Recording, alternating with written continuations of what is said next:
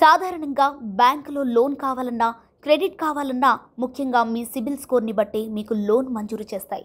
సిబిల్ సరిగ్గా లేకపోతే లోన్ రావడం చాలా కష్టంగా ఉంటుంది. సిబిల్ స్కోర్ సాధారణంగా 300 నుండి 900 వరకు ఉంటుంది. 750 కంటే ఎక్కువ మీ సిబిల్ స్కోర్ మిమ్మల్ని ఎక్సలెంట్ కస్టమర్గా పరిగణించి తక్కువ వడ్డీకే లోన్ ఇచ్చే అవకాశాలు ఎక్కువగా ఉంటాయి. 650 కంటే తక్కువగా ఉంటే మీరు మీ సమయానికి ఈఎంఐ కట్టడం లేదని అర్థం. అప్పుడు మీకు లోన్ రావాలన్నా చాలా కష్టమవుతుంది. మీ స్కోర్ ఎంత పెరిగితే అంత లాభం అన్నమాట. ఒకవేళ ఇచ్చిన అధిక వడ్డీ రేటు చెల్లించాల్సి రావచ్చు. కాబట్టి సిబిల్ స్కోర్ తగ్గకుండా చూసుకోవటం చాలా ముఖ్యం. సిబిల్ స్కోర్ అనేది మీ ఆర్థిక గుర్తింపునకు చాలా ముఖ్యమైన కొలమానం. మీరు లోన్ లేదా క్రెడిట్ కార్డు కోసం దరఖాస్తు చేసుకున్నప్పుడు బ్యాంకులు, ఆర్థిక సంస్థలు ముందుగా తనిఖీ చేసేది ఈ స్కోర్నే. సిబిల్ స్కోర్ తక్కువగా ఉంటే లోన్ రావడం కష్టమవుతుంది.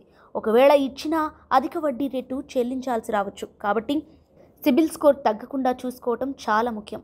ఎప్పటికప్పుడు మీ సిబిల్ స్కోర్ను తీవ్రంగా దెబ్బతీస్తుంది. మీరు ఆలస్యం చేస్తే అపరాధ రుసుముతో పాటు మీ క్రెడిట్ స్కోర్ తగ్గుతుంది. కాబట్టి ప్రతి ఈఎంఐని, క్రెడిట్ కార్డు బకాయిని గడువు తేదీలోగా చెల్లించాలి.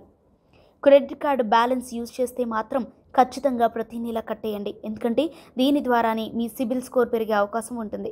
వేరే వారి లోన్కి గ్యారెంటర్గా ఉండకండి. మీరు ఎవరికైనా హామీదారిగా మారినప్పుడు ఆ వ్యక్తి రుణం చెల్లించకపోతే ఆ ప్రభావం నేరుగా మీ సిబిల్ స్కోర్పై పడుతుంది. మీరు రెండవ రుణం తీసుకోవాలని ప్లాన్ చేస్తుంటే కొత్త లోన్ తీసుకునే ముందు మునుపటి రుణాన్ని పూర్తిగా క్లియర్ చేయడానికి ప్రయత్నించండి. ఇది మీ క్రెడిట్ ప్రొఫైల్ను బలోపేతం చేసి స్కోర్ను మెరుగుపరుస్తుంది. మెరుగైన సిబిల్ స్కోర్ అంటే బ్యాంకుల దృష్టిలో మీరు నమ్మకమైన కస్టమర్ అని అర్థం. సరైన ఆర్థిక ప్రణాళికతో, క్రమశిక్షణతో ఈ చిట్కాలను పాటిస్తే మీ క్రెడిట్ స్కోర్ను సులభంగా పెంచుకోవచ్చు.